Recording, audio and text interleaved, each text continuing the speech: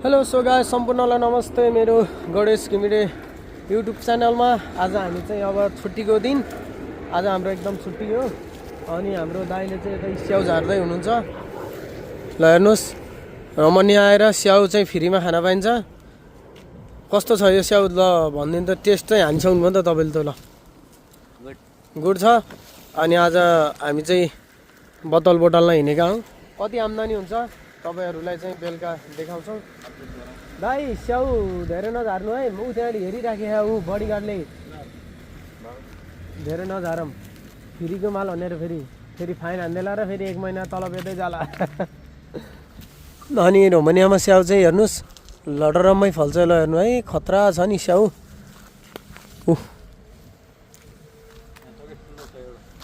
अनि हाम्रो दाइले फेरि खतरा आइडियाले स्याउ झार्नुहुन्छ के।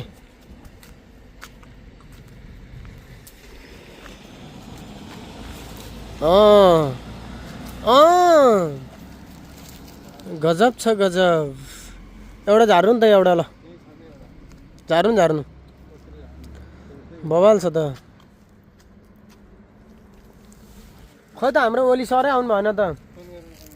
ओली सरलाई फोन हान्नु पर्यो, मसँग नम्बरै छैन। कताबाट यता जाने हामी? यताबाट। अनि पार्क, त्यो पार्कमा बवाल पाउँछ क्या है। कस्तो भन्दाखेरि ऊ त्यहाँनिर डस्टबिन छ नि त, हेरियो डस्टबिनमा हुन्छ क्या बोतलहरू।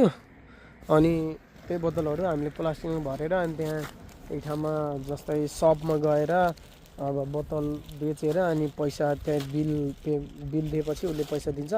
अनि हाम्रो आम्दानी चाहिँ तपाईँहरूलाई बेलुका देखाउँछौँ। Let's go. तपाईँहरूलाई चाहिँ मैले डस्टबिनबाट बोतल निकालेको चाहिँ भिडियो देखाउन पाएको छैन।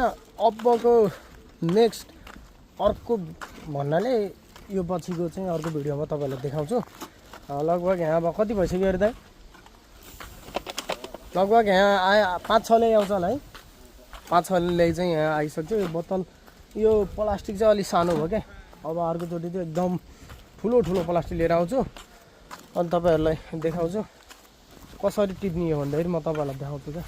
त्यहाँ डस्टबिन हुन्छ अनि यो डस्टबिनमा यसरी हेर्ने। यहाँ रहेछ दाइ एउटा,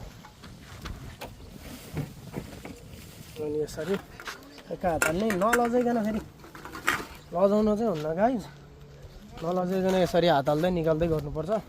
बोतल जति पनि भेटिन्छन्। तपाईँहरू रोमानिया आउँदै हुनुहुन्छ भने तपाईँ ठुलो एक्सपेक्टेसन बोकेर चाहिँ नआउनु होला होइन। रोमानिया तपाईँले जति एक्सपेक्टेसन गर्नुभएको छ त्योभन्दा धेरै फरक छ। त्यही भएर ठुलो सोच होइन, सानो सोच बोकेर आउनु होला है। अब यहाँ रुलहरू पनि अब चेन्ज हुँदैछ, मजाले बुझेर चाहिँ आउनु होला गाइज। अलिकति थियो अनि यहाँनिर यसरी चाहिँ अब बोतलहरू चाहिँ रिसाइकल गर्ने ठाउँ हो। सो देख्न सक्नुहुन्छ तपाईँहरूले यहाँ होइन। सो यहाँनिर हो अनि यो पोलमा हालेर बोतलहरू उता लिएर जान्छ। अनि हाम्रो चाहिँ दाइको र मेरो लगभग मेरो चाहिँ अब लगभग 6.5, दाइको चाहिँ अरू हो।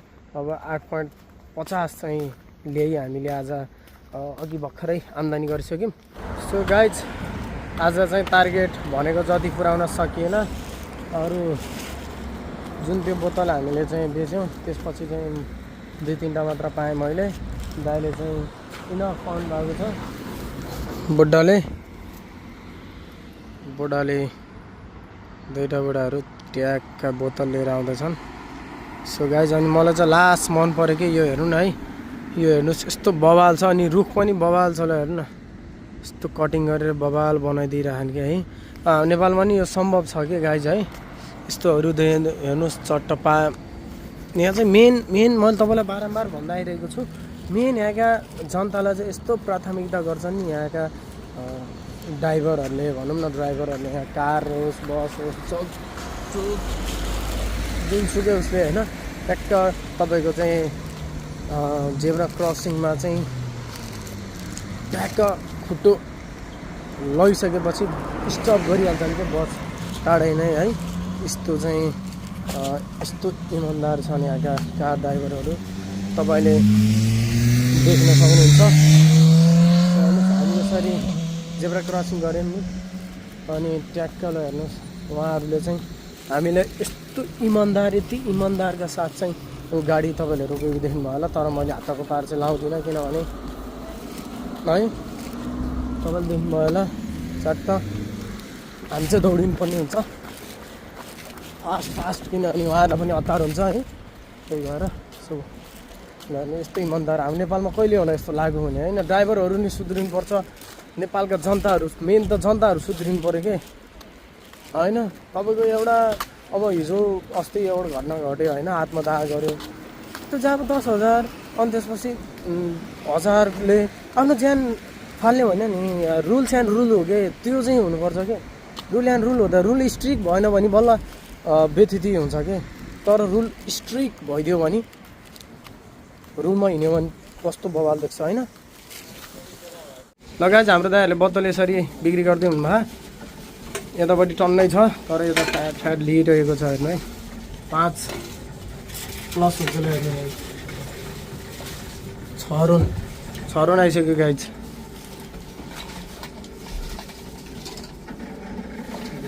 त्यो लिएन त्यो लिन्छ अहिले राम्रो सिहाल्नुपर्छ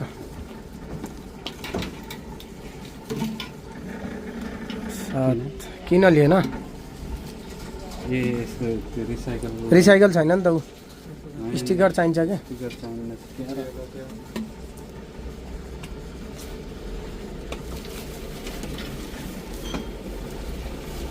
दाइहरूले यहाँ बोतल बेचेर कति कमाउनु छ हेर्नु है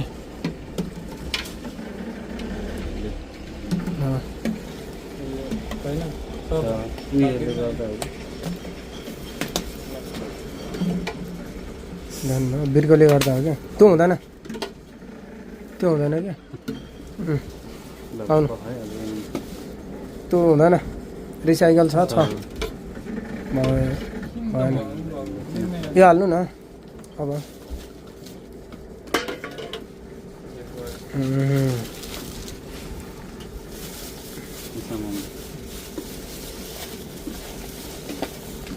केटा रोमनी आएपछि बत्तल बेचेर नि पैसा कमाइन्छ ऊ 9 रुपियाँ त्यति हाल्दैन न अब 9.5 लिन्छ होदाखेरि स्क्यान गरेर देखाइदिनु न त्यसलाई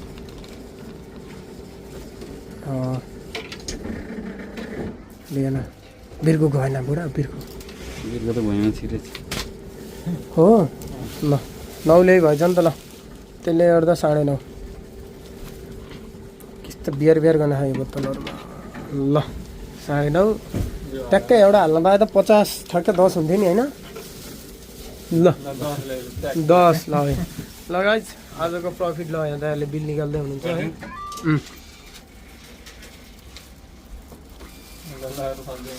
ल ल है ल हेर्नुहोस् कफल्यान्डमा अब जाने ट्याक्क 10 रुपियाँको मालहरू किन्ने होइन दाइहरू ओके